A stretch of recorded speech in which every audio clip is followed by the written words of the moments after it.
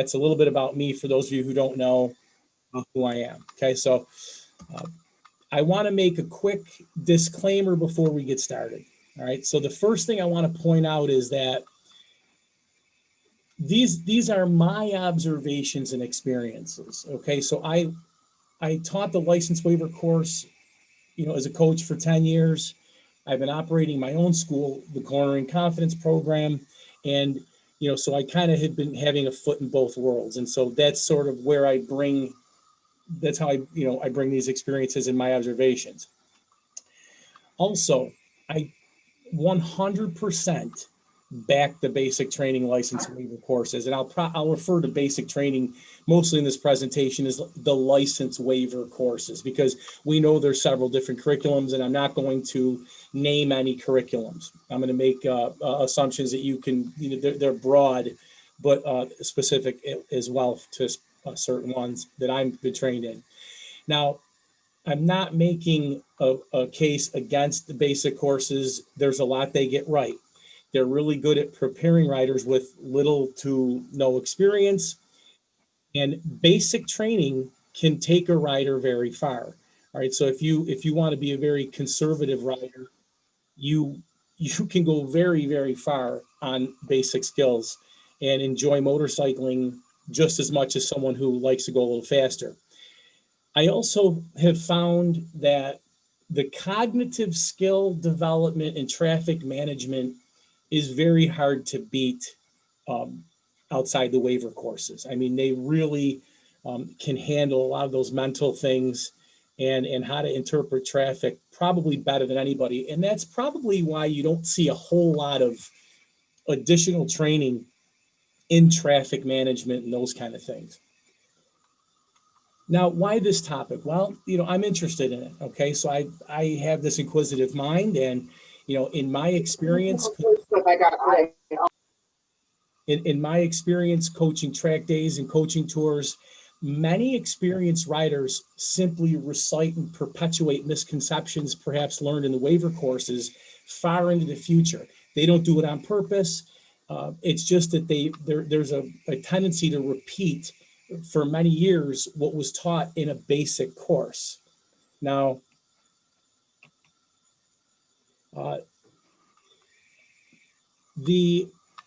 where I see problems are mostly with the next level cornering content and techniques beyond the parking lot, because we know there's a trick here. We have to teach people who don't know what they're doing not to hurt themselves today while we're learning, and then once they leave us, some things just aren't as applicable anymore. And so it's the next level cornering content and techniques that we're looking for, and they're not being learned and potentially holding writers back once they leave the course. Also, waiver course coaches may want to understand their students better because they may be bringing knowledge or questions to their courses. And you got to understand, in today's day and age, there's a lot of YouTubers, and there's a lot of great books out there, awesome podcasts, and they talk about things. And if you as a coach just stop, with what's in the basic waiver courses and say, well, this is going to take you forever into the future, you just may not be understanding where the students are coming from. And of course, I want to make a quick note about advanced concepts in waiver course materials. You certainly can find inclusions of advanced techniques in waiver course materials. Now, when I was recertified in 2017 for the latest curriculum, there were many things in the student handbook that were really advanced and improved. And I remember being surprised by that. And the writer coach basically was saying, well, this might be the only class they ever take, and that the book itself is kind of supposed to be a standalone resource. And while they do mention some of the advanced things I'll talk about in the course materials, it's mostly in the workbooks, the student workbooks. When the students are actually out riding in the parking lot, these things are basically absent.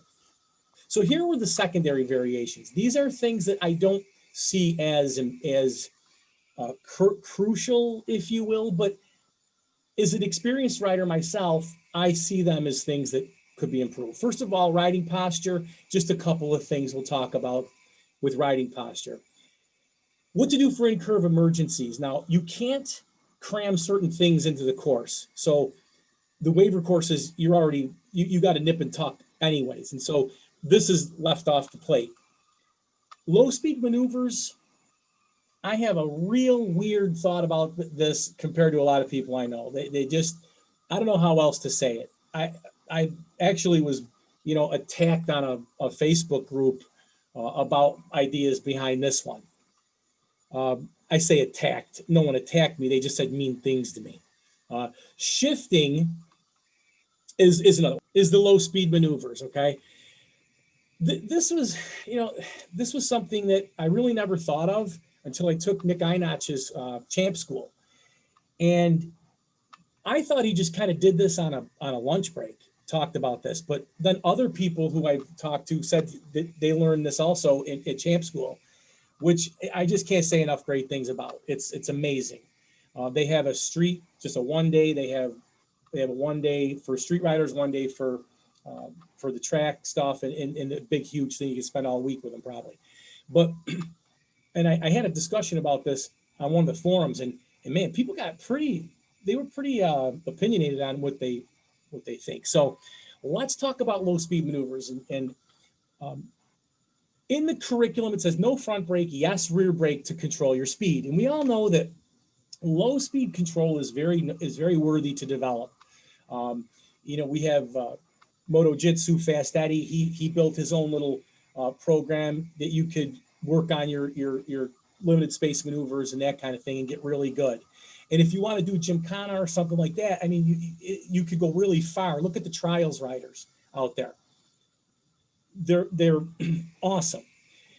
But what changes when you leave, front brake is perfectly fine to use at low speeds, right? It's also perfectly fine to use on a gravel road going downhill. It's just, okay, we can't expect a newbie to have the finesse and control to use the front brake, but certainly someone who has, let's say, decades of experience or maybe 50,000 miles under their belt, they know how to give it a little bit of brake. And so the front brake is a very important brake to use. Why are we still telling people, I guess once they leave the course, I understand why we tell them in the course, but why are we telling people, the front brake's bad still at any point? Because it's simply not true. Now, counterweighting implies both feet on the pegs. I couldn't find a direct citation of they must have both feet on the pegs. But to properly counterweight, you would need to, in my opinion. Now, this is the thing that I learned from Nick's school. If you dangle your inside foot, you do the same thing you normally would do, okay? It's the same technique you would do in the basic course, except you dangle your foot, I don't know, 5 inches off the ground, okay? And all you had to hear the comments, you're gonna get people killed. People are gonna break their leg, and all these things. And so here's the reason behind it. If I have my motorcycle and my feet are on the pegs and I'm doing a low speed turn and I'm about to lose it, the reaction time to get from my foot to the ground is going to take longer, and the motorcycle will go from here to here in that amount of time, right? So we want to be able to regain control of the weight as soon as possible, okay? Clearly, we don't want to be supporting the weight of the motorcycle on our ankle, and you got to be very careful with this. But again, you're talking what changes when you leave. I'm not talking in the class, all right? Also, I would say this to the people who would argue about the dangle, all right? The curriculum itself for the waiver courses tells the student they can dab a foot, okay? If they feel they're losing control, they can dab a foot. If it were so dangerous that this is going to cripple the masses, it would not be in the basic waiver course curriculum to dab if you need to prevent falling. It also calls that poor skill and judgment, and you're going to lose points for putting your foot down. So with that, basically, what I would say is dabs are perfectly fine to use at low speeds. Now we're reinforcing a new rider who's impressionable, and I don't know. I don't really want to make a call why or why not they do this. Okay, but what I can observe as a coach in both worlds is that they're going to remember something when they leave that course, and they're going to remember that low speed turns, you got to have your feet on the pegs. How many bike nights, okay, has somebody done a tip over? By the way, I think the Virginia study did show a rise in tip overs, and that significant number of the crashes in the most recent study from the University of Virginia was just that tip overs were common.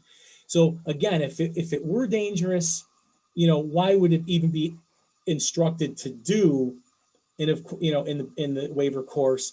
And I would also tell you this, just as a person who's been riding 20 years this year, when I learned this probably 4 or 5 years ago when I took this course, I said, wow, this is amazing. When we miss a turn now and I have to do a U-turn on a 2-lane road, it's a piece of cake.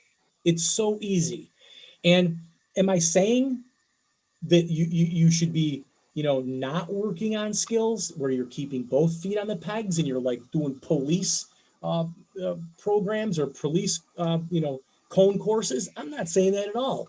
By all means, get Fast Eddie's Moto Jitsu program and knock yourself out in a parking lot and become awesome at it. What I'm saying is you should consider that is also something that may not be worth beating people up over. Questions or comments about this?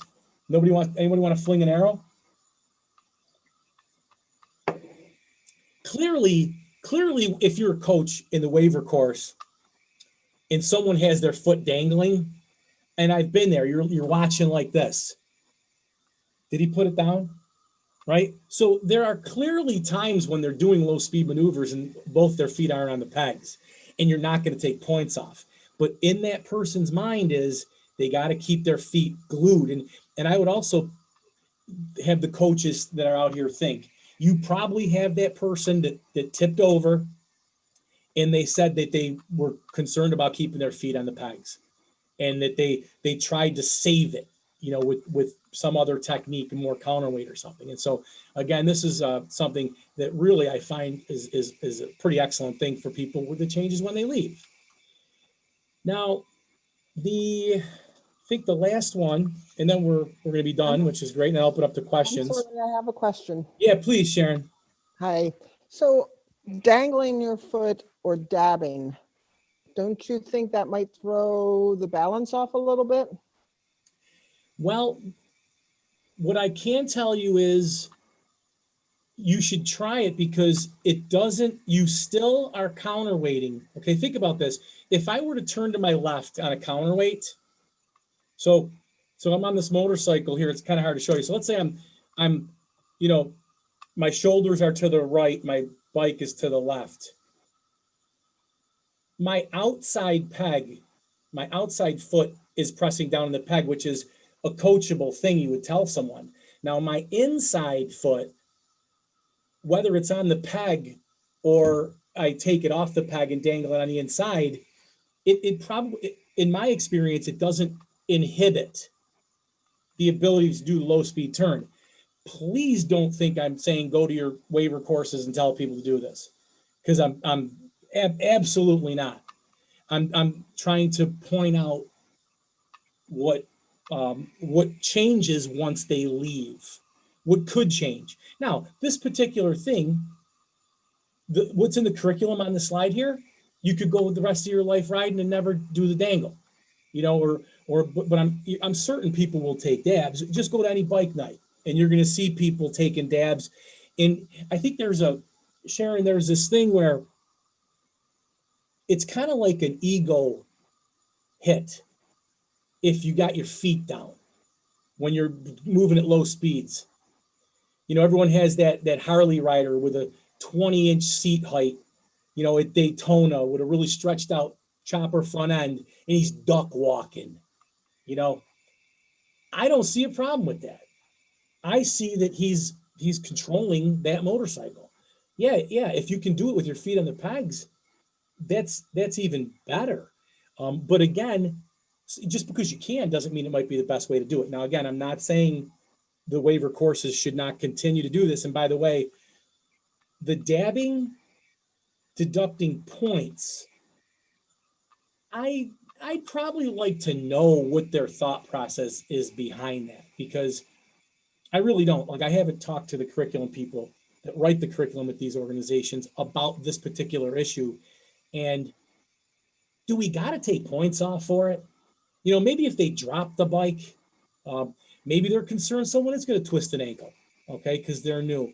Maybe they have, but I would think that if a bike falls on someone, they're going to get hurt, you know, in more cases than if they just had a dangle. And by the way, if you're dangling and the bike goes over, you're already on 1 foot, typically, right? So probably make it easier for you not to get buckled underneath the thing. But uh, the quick, easy answer, Sharon, was the technique works exactly the same, and I suggest you try it if you want to. You know what I mean? It's not a big deal.